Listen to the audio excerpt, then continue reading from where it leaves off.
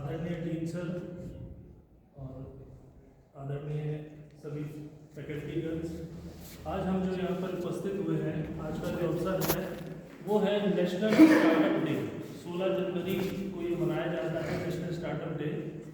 और इसके पीछे का जो उद्देश्य है, इसके पीछे की जो मंशा है, वो अगर मैं इसके बैकग्राउंड की बात करूँ तो वो कहानी शुरू होती है 16 जनवरी 2016 से।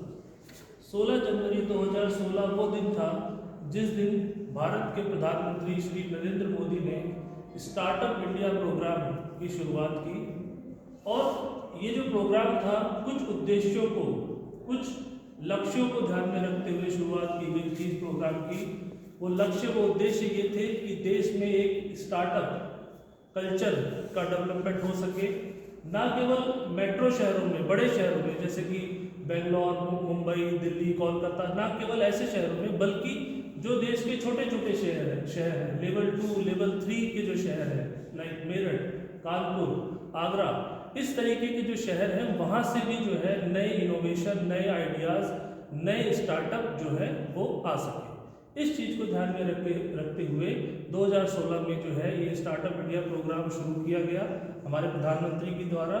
और ये जो प्रोग्राम है, ये मिनिस्ट्री ऑफ कॉमर्स के अंतर्गत आने वाले department for promotion of industry and internal trade DPIIT के अंतर्गत जो है इसका आयोजन किया गया।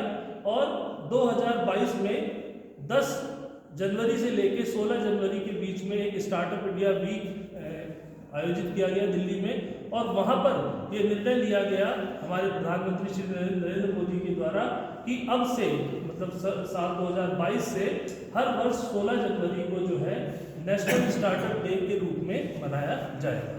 तो एक दिन डिसाइड कर दिया कि इस दिन जो है हम हर वर्ष जो है नेशनल स्टार्टअप डे जो है मनाएंगे और उसको सेलिब्रेट करेंगे।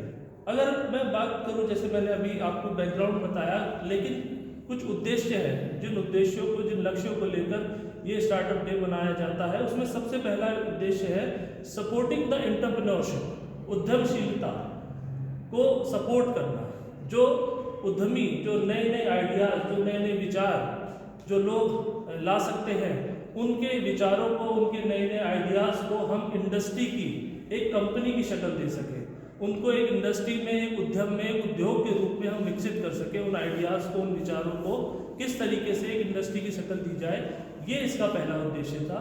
दूसरे उद्देश्य की अगर बात करें तो देश में एक सुदृढ़, एक मजबूत स्टार्टअप इकोसिस्टम डेवलप करना, जो कि देश की इकोनॉमी में फ़ायदा होगा और एज वेल एज जो हमारे देश में बेरोजगारी बहुत बड़ी समस्या है, उससे भी हम निजात पा सकें। और तीसरा और महत्वपूर्ण उद्देश्य, जैसे मैंने अभी रोजगार और बेरोजगारी की बात करी, तो सबसे बड़ा लक्ष्य इसका यही है, इसका उद्देश्य रखा गया कि transforming India into a country of job creators instead of job seekers. हमें भारत को एक ऐसे राष्ट्र के रूप में निर्माण करना है जहां का युवा जॉब क्रिएट करता हो, ना कि जॉब मांगता हो। और ये हम सभी जानते हैं कि आज के समय में बेरोजगारी एक बहुत बड़ी समस्या हमारे सामने खड़ी है। मोर देन 20 करोड़ युवा आज के समय में बेरोजगार है।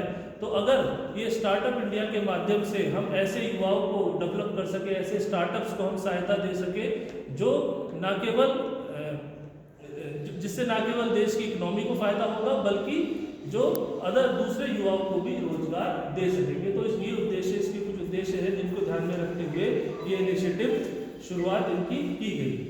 अब प्रश्न उठता है कि व्हाट आर द स्टार्टअप।